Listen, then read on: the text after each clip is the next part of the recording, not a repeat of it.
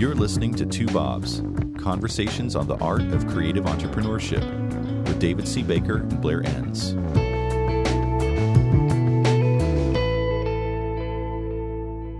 Blair, today we are talking about the whole new business commission ecosystem. Oh, yeah. A topic that is so near and dear to so many hearts.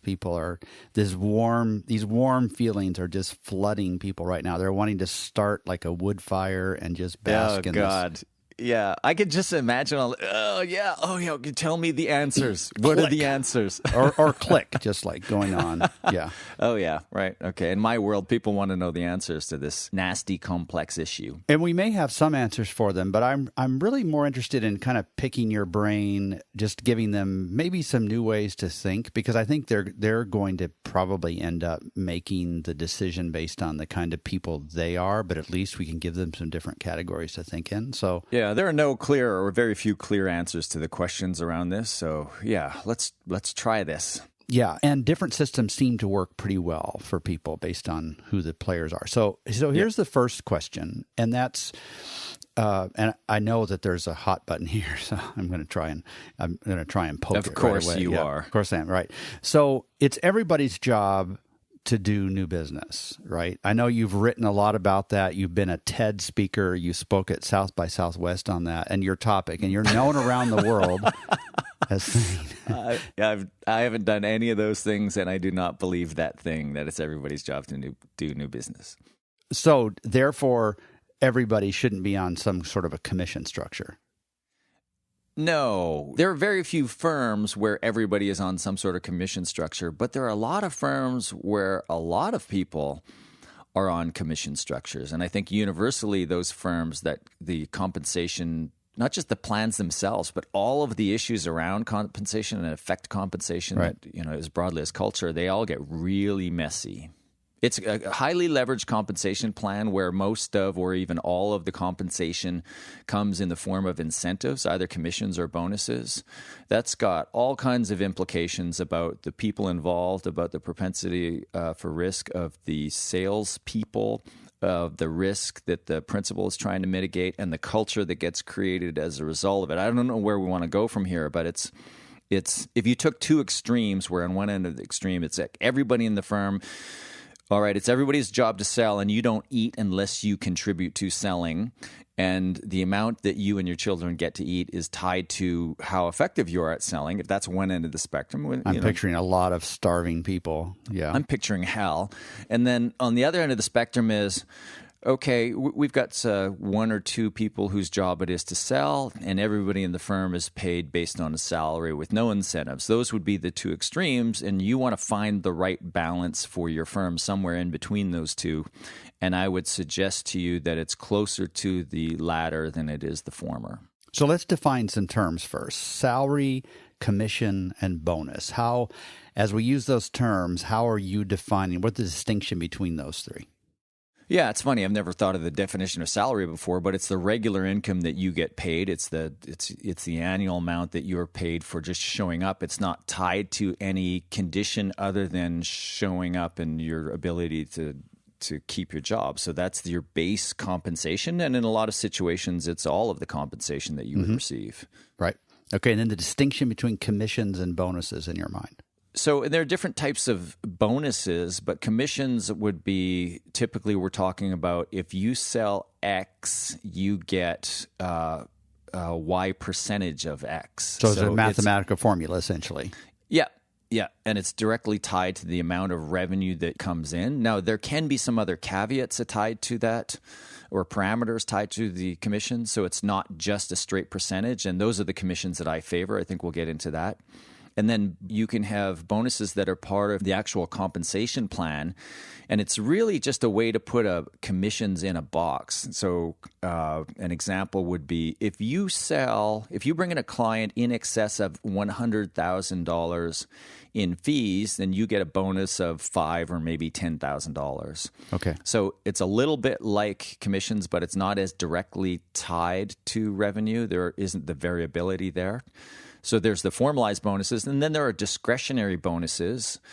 And I think I see a lot of commissions and bonuses and incentives that are formalized that I feel really should be given at the discretion of the principal and not be put into the compensation plan. So that's salary, commissions, and bonuses. So let me just have you expand a little bit on that last point, but it's always interested me. And there's this notion of like, why did you say what you just said about how the principal needs to retain some discretion? What is it about that particular act that's important in terms of managing a firm? What does that accomplish? When you start to introduce this might be different in other types of businesses, but in an independent creative firm where you start to have different incentives plans for different employees, like in a small creative firm, you might have one dedicated new business person. You might have two, you might have three. Increasingly, you might have a salesperson, you might have a marketing person. So you might have that salesperson on some sort of leveraged plan, which means at least part of the compensation plan includes incentives. And then you might have others in the organization whom you want to reward for bringing in leads. So you might say, for every lead you bring in, I'll give you $100, or for every piece of business that you, even though you're not in charge of new business, you might be an art director or the media director or whatever it is. If you bring in a new piece of business, we'll give you X percentage of whatever you bring in. Well, that gets really messy because you've got the salesperson who's on a commission, and then you've got this other person who says, well, I brought that to the table. Then you get this argument of, well, yeah, you may have brought it to the table, but I dragged it over the finish line, and you set up this kind of these competing scenarios. And whenever you set up these competing scenarios where you're incentivizing different people, you almost always create a situation where the principal, sometimes it's the new business person, but often it's the principal, is purposefully excluding people from the process, thinking, oh, I'd rather close this piece of business without actually further involving this person because then I have to pay two people. Yeah. And that just creates all the wrong dynamics. So some of those, an example of where you would use discretionary bonuses is when you say to the broader team, I expect all of you to, at least from time to time, put some opportunities or some leads on the table, even if it's, hey, I read this in the paper that there's a new CMO at this potential client company. If you just like put that on the table for us to pursue, we'll compensate you for that. So I wouldn't formalize compensation around that. I would just say I would encourage it, and then I would bonus those people at my discretion based on how much of a contribution they were to getting that business. Yeah. So it's not formulaic. You're letting the principal use their judgment in that case. Yeah. And ultimately, as a new business person, if you don't trust the principal's judgment, then you're probably not going to stay around. So that's part of the cultural equation, I would think. So have you seen any difference over the years in, at least I have, I'm wondering if you have as well, about the role of commission? Like it seemed like in the past, commission was so much more prevalent, and it was a bigger part of somebody's compensation than it is nowadays. Have you seen that as well? And if so, do you know what's contributing to that change? Yeah, there seems to be, generally speaking, the compensation plans for new business, not just dedicated new business people, but anybody who might touch it, seem to be less leveraged. There seem to be less commissions. Right. I think that's a good thing. I can theorize on a few things that might be driving it. One of them is the internet changes the way people buy, therefore it changes the way we sell. Lead generation is now largely a marketing function, and I think that's a good thing. Because we talk about content marketing. So a lot of the lead generation efforts of firms are really put into like publishing thought leadership or speaking or podcasting like this or blogging, YouTube channel, et cetera. And then that drives the inbound inquiries. And then a salesperson would pick it up from there. So when you accept the fact that lead generation has moved from, historically it's been a sales function, and it's moved from sales to marketing. So you've got this, when you take lead generation away from the salesperson, you are left needing a different type of salesperson. You're left needing a lower competitive drive. We typically think of this high drive, high commission salesperson whose job is to talk people into things, right? The smile and dial, rejection proof person. But when you take the need for that person to generate leads away from them, you're left with somebody, you want somebody who's more patient. Therefore, they're actually less interested in a highly leveraged compensation plan. They would prefer the opposite. So they're less competitive. But the benefit of somebody being less competitive is they're more patient. And in a consultative sale of customized services, you want a patient, discerning salesperson. Now, if you're doing outbound lead generation, you want a highly impatient, competitive person. So as soon as you start to move lead generation from the Department of Sales to the Department of Marketing, it changes that salesperson that you need, the makeup of that person, and that person is less likely to be motivated by commission.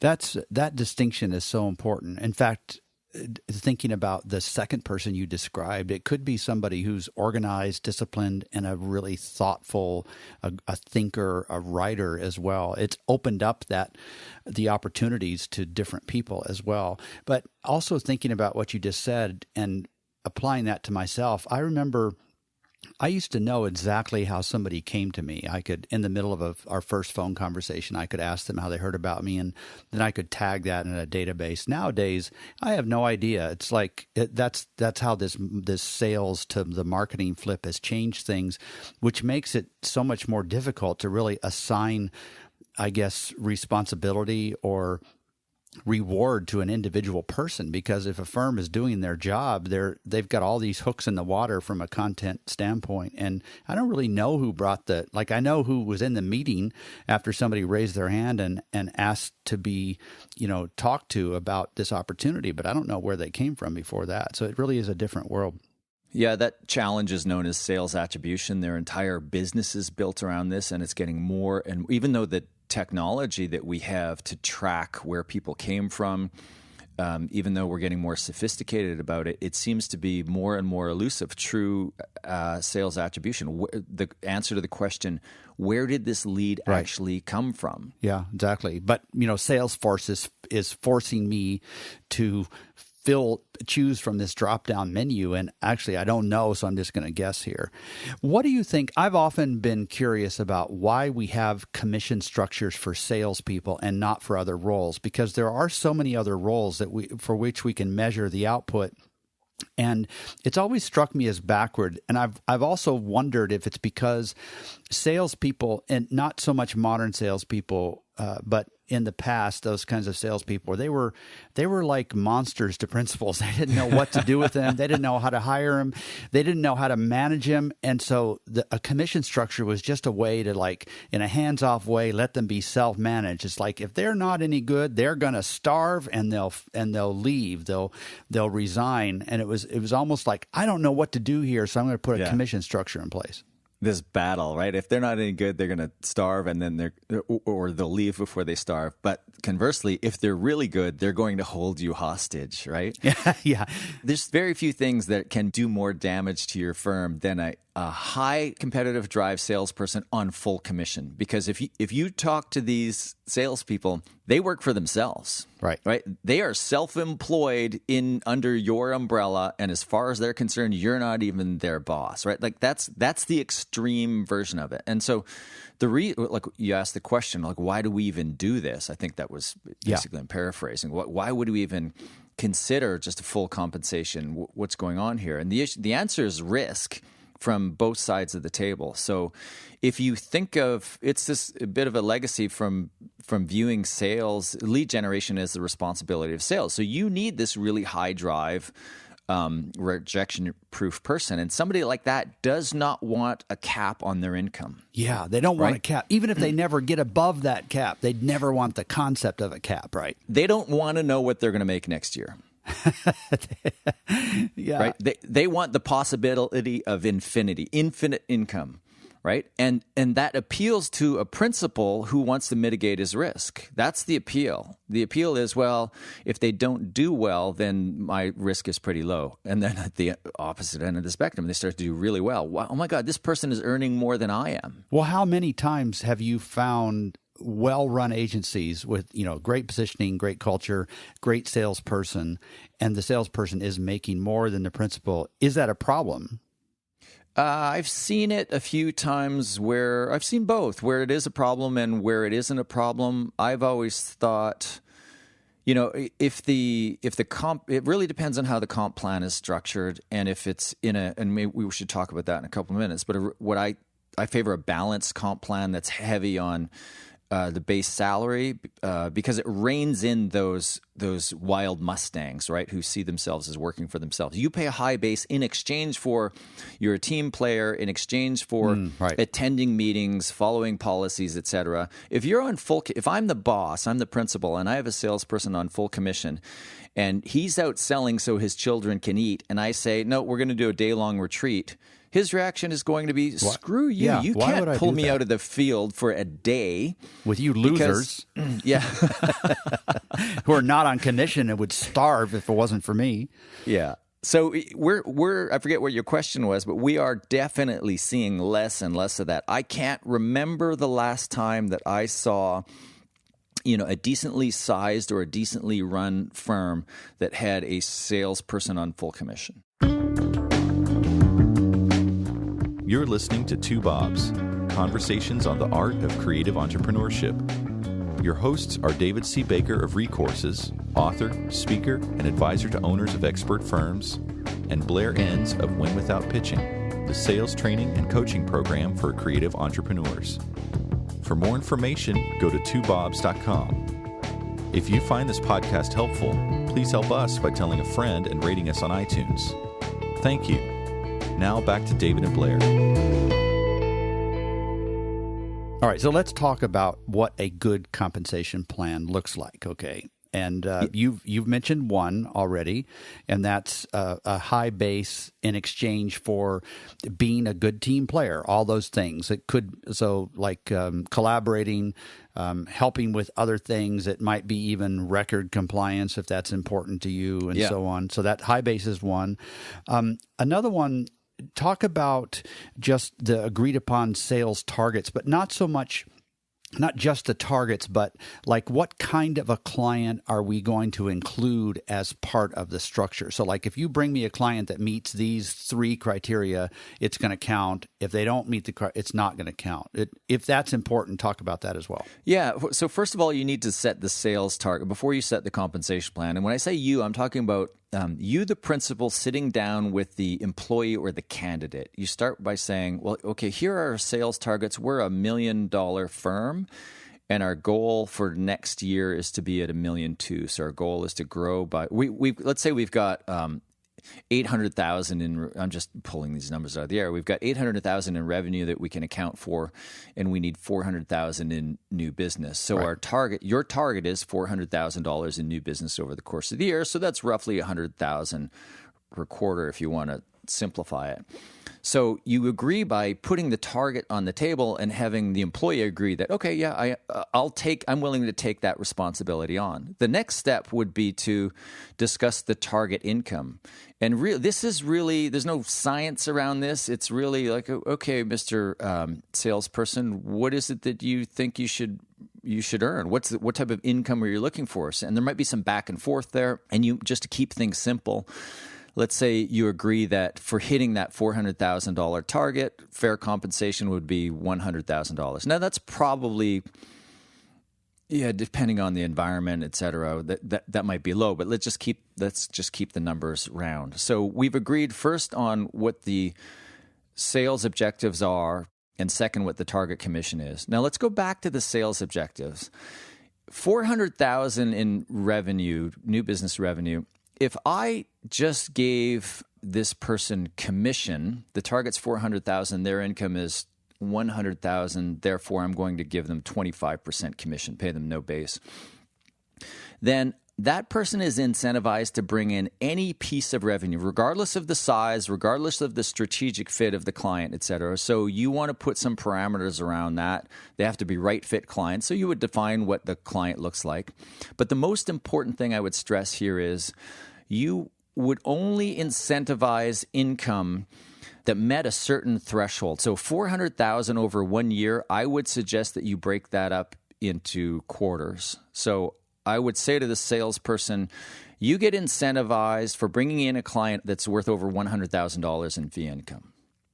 Does that make sense? Yeah, it does. And I would guess that if there's going to be an urge, it's going to be for the new business person to not be not be patient enough. So I like the way you phrase that, thinking about it almost quarterly, because you could wait, say no, wait. Now this is a right fit client, and I'm okay waiting for 2 months or 3 months because I'm really looking for right fit clients. I don't have the pressure to close something just to meet a revenue target. I'm really looking for clients who meet a certain criteria as we work towards that revenue target. Yeah, another way you would phrase it is, I'm looking for $400,000 in revenue that's contributed by no more than 4 clients. Right. So the idea is, and we could, there are reasons for this. I think we've talked about it before, or we will in the future, this idea of churning your client base. It's not, you don't go from 1 million to 1.2 million by adding more clients. You get there by steadily and properly managing a healthy churn of clients. So you want your new business person focused on not just bringing in every little account that he can, but basically bringing in a small number of right fit clients that meet a certain income threshold. And in this case, if I jump to the next step of the comp plan, the next step is to establish a base and then the incentive structure. And I favor a high base in the range of 70 to 95% or even 100% sometimes. Okay. Yep. I usually say 80%, so I was curious about where you were going to land there. So 70 to 90, 95%. Yeah, of the target income. So if the Right. target income is 100, the target income for the salesperson is $100,000, we might agree that your base is 80, and for every client at or in excess of $100,000 that you bring in, you would get a bonus of $5,000. So bring in 4 of those clients, that's a $20,000 bonus that takes you to the target income of $100,000. And for how long a period of time do these incentives continue? Are we looking for them to bring a client in and we don't really know how good a client they are for 2 or 3 years? Or is the incentive spanning, say, a year? How long does that last? Now, most firms, when you've got in a firm where you have a dedicated new business person who basically says, I killed it, you clean it, they bring it in and then it's handed off to the team who takes on the engagement. There should be no incentives paid to that salesperson for that client to stick around in years 2 and 3. So sometimes you see these declining commission scales where it might be 10% in the first year, 7 in the second year, and 3 in the third year. And I don't think that's appropriate. I think you want your new business person to be focused on the next new opportunity. So they're incentivized based on the size of the commitment the client makes for the first year, or the amount that ends up getting spent in the first year. Right. And there's some nuance there. We could unpack that a little bit, but that's, generally speaking, that's where you want the focus. Okay, so continuing this idea of what's a proper incentive and then what's demotivating, how complex can it be before there's this diminishing return? I often think in terms of a spreadsheet. Like, do I have to have a spreadsheet to understand this commission structure? Talk about what motivates salespeople, what doesn't, how complex it can be. Like, I just want to get inside your head there. Yeah, and so generally speaking, the simpler the better. And I've heard you say that before. If you need a spreadsheet to calculate commissions, then it's too complicated. And I think that's probably true. I think it's almost certainly true now. Now that lead generation has moved over to marketing, and our salespeople really are people who are they're leaders. Like the attributes that make somebody a successful salesperson in a consultative sale. Once you take lead generation away, you just look at anybody who's good at leading others. That person is usually a pretty good salesperson, and they want to have a high base. They don't have this need for high incentives. And if the incentives are too high, then you diminish the likelihood of having any type of team selling. Right. A friend of mine owns a cloud computing consulting firm that's large and growing rapidly. And I was asking him about compensation structure a while ago. And he was just adamant that they've got this great culture of team selling. You can pull anybody in to help close a deal, and any sort of commission would just destroy that. Wow. Yeah, it's a different environment, but that's not what I was expecting you to say. That's pretty interesting. Let me hit you with 3 quick thoughts just to get and this is all under the umbrella of like when or what kind of commission structure makes sense. And I get these questions quite a bit, so I'm just going to pass them on to you. One is, should account people, so, somebody goes out and kills it, drags it back to the cave, somebody else cleans it and serves it and so on. That second person, the account person, should they be on commission? No, I don't think so. I think now there are some firms that operate under what I would call the professional firm or the partner model, where you've got an account person who runs essentially a book of business, who's responsible for getting that business and then serving that business, and then they're paid a percentage of that. You're more likely to see that in a PR firm, but you're seeing it less and less outside of like pure consulting firms. Okay. I'm not a fan of those models. They're really hard to scale because it's hard to find somebody who's really good at lead generation and managing the business. And then they end up essentially running their own business under your firm, right, under your umbrella. And as I've heard you say before, it's basically separate businesses sharing a letterhead and a sign. Okay. Right. The second one is about, and I still surprisingly see this, where there's more than one partner, more than one principal, and so they divide up the roles. One might be the creative director, one might be the strategist, one might be the new business person. And the new business person, the principal responsible for new business, is on commission. None of the other principals are. I've always felt weird about that. What's your perspective on that? It's hard to imagine anything more toxic than that. Like, I just cannot see, even though one principal might be, that might be her sole focus is new business. In a partnership, the other partners are like, why is it the new business should be compensated that way and other ways should not, especially at the partner level? That's just, I haven't seen it a lot, but I have seen it a small number of times, and I recall talking to you about it over the years when I've seen it. There's never like a healthy relationship in the background or as a foundation for those partners. There's always some sort of animosity going. Somebody's trying to take more than his or her fair share. And it's easy to compare their relative contribution as well, because the money makes it easy. Yeah, it's just I can't think of a bigger mistake than having a principal take commissions. Okay, next question is about, let's say, because you and I both work for some fairly large firms, when there's more new business activity than one person can handle, and we have multiple people, how do we handle the commission structure there? Are they just all on the same team? They get the same commission payouts, or are we incentivizing them separately? I feel like we're almost talking about this as though the commissions is a default position in terms of how people should be paid for new business. And I would suggest that that's not true. It's the opposite is true. So if you're in a scenario where you have multiple people earning commissions, I think, well, let me just tackle this a little bit differently. And I think this is what you're talking about. But I see scenarios where you've got multiple people with different incentives to bring in business. It's usually the principal has like made these little side deals with people as a way to get their income up. Yeah. And this had been in my employee career, this had been suggested to me in the past.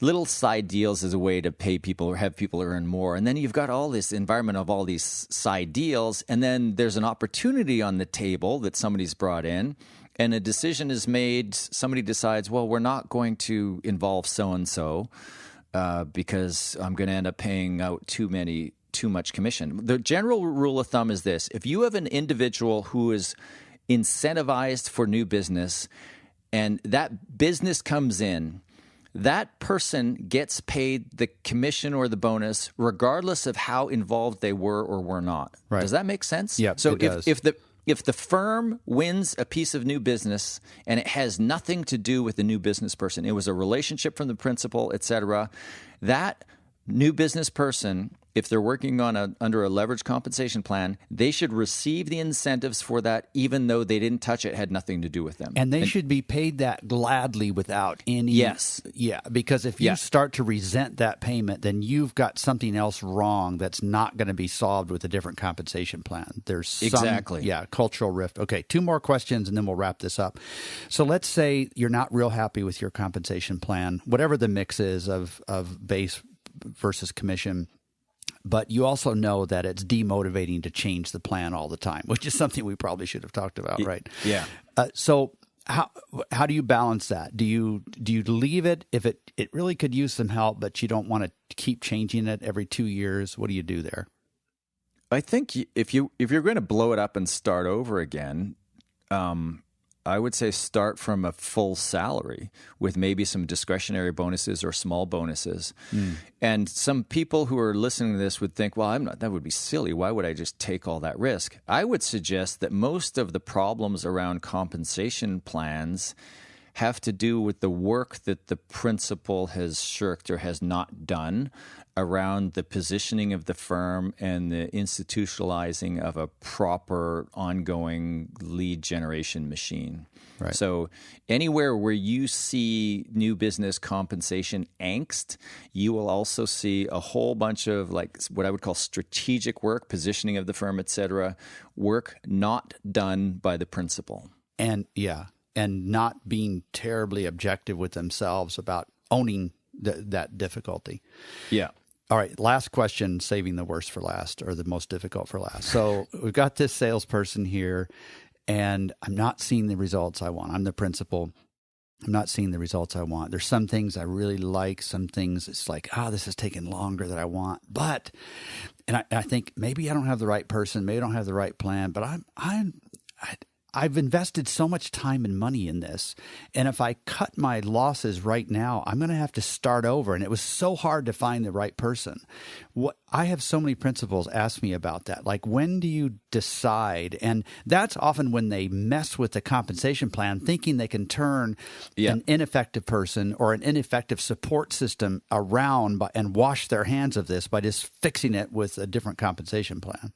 Yeah, two things going on here, as you point out. Sunk cost bias, right? So generally speaking, in all positions, not just business development, when you start thinking, I don't know if this person is right, you know they're not right. It's time to correct. Okay. So and I think you would probably agree with that when we're talking about positions other than new business. Is that a viewpoint that you would hold? Yeah, because principals don't come up to me later and say, I wish I'd given it more time. It's like, no, I should have done it earlier. Yeah, exactly. Yeah. And the second point is, the metaphor that I use is, if you think of it as a car and you think of it as the new business person as the driver, you got a new employee, you put them in the car at the start line, you start paying them, they start selling, and the car starts to move, right?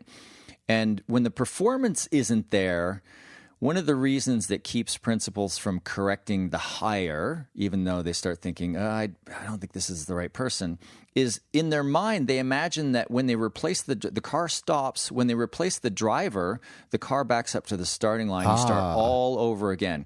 And that's true when you don't have any institutionalized new business policies, right? You don't have rules. You're not well positioned. You don't have a lead generation machine in place. You haven't formalized what you will and will not do about new business. You don't have CRM in place, et cetera. You don't have the history of all of the conversation with these opportunities.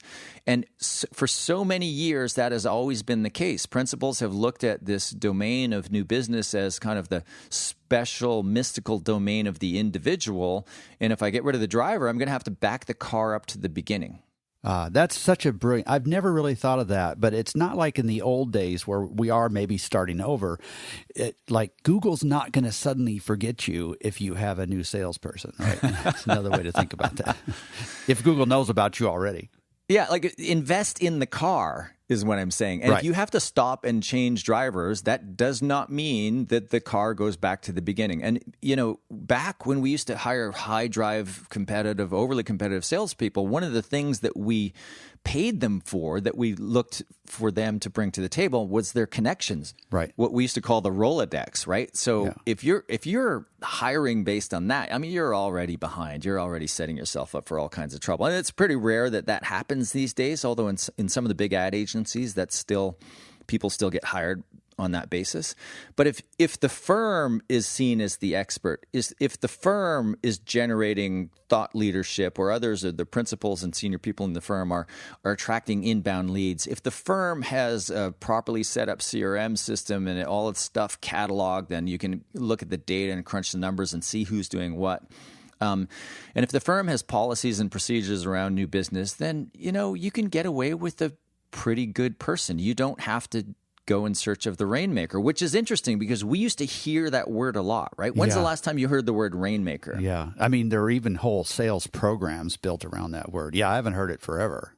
Yeah, and I always loved that word. It was just because I thought it was the most ridiculous word. It was such an admission. The ad that said Rainmaker wanted, you need it. You've left so much work undone that you need a magician to succeed, right? Somebody to dance and make it rain, and I have no idea. They're weird, and they want 1% ownership so they can call themselves an owner, and like it went on and on and on. In this conversation, I realized like how far we as a profession we've come a long way on this. It's great. We really have. Yeah, it's really great. Finally, we have a good news story. Yeah, thank you, Blair. This has been great. Thanks, David.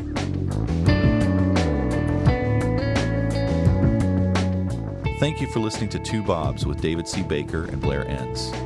Subscribe and learn more at twobobs.com. That's the number 2, BOBS.com.